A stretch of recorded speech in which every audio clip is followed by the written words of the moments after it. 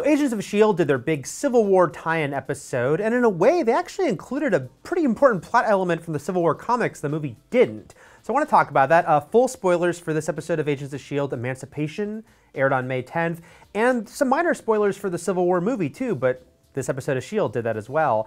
Yeah, it was interesting to see how they handled the Sokovia Accords, because in Civil War, they're only about the Avengers, right? And making sure the Avengers do what the UN says. But on the TV show on S.H.I.E.L.D., they said that that was the framework that they're now using. This was the language they used that is now going to be used for all enhanced people, specifically the Inhumans, and how they all have to register. So it was funny because in the comics, there was the entire Superhero Registration Act, where everyone with powers, basically, who wasn't a criminal, had to register, and that's what we're getting here on S.H.I.E.L.D. It's hard not to think about, the fact that I wish the Marvel movies, Civil War specifically, could in just a light way reference the TV show if they had had General Ross, maybe, or Secretary Ross, say something about these Inhumans popping up, or the Devil of Hell's Kitchen. It's a little strange because it seems like these shows are in such a vacuum.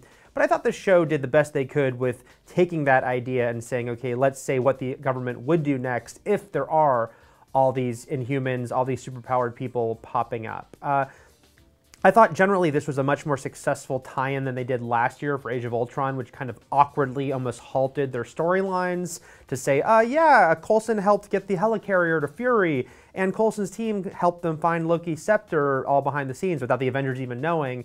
This felt a little more natural simply by having the Inhumans, which were a huge part of the show, factor in, and Talbot coming and saying, yeah, you've got to register all these people. I also liked having Coulson acknowledge Peggy Carter's death. I thought that was sort of an important... Once it happened, I realized, oh, that's an important thing. That would get to him. She's a meaningful person given his fandom of Cap and his history with S.H.I.E.L.D. itself.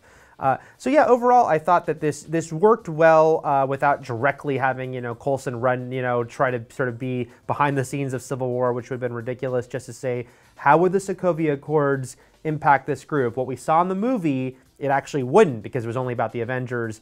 But since the TV show is saying that there are way more superpowered people than the movie's even acknowledging, let's extrapolate from there and see where it would go. So that's my thoughts on how the Civil War episode of Agents of S.H.I.E.L.D. worked, and I thought it worked pretty well as far as that tie-in is concerned. What did you think? Did you like that they were actually expanding what the Sokovia Accords were compared to the Civil War the movie? Did that make sense? Did that chart for you? Let us know in the comments, and for plenty more on S.H.I.E.L.D. and plenty more on the MCU, keep it here at IGN.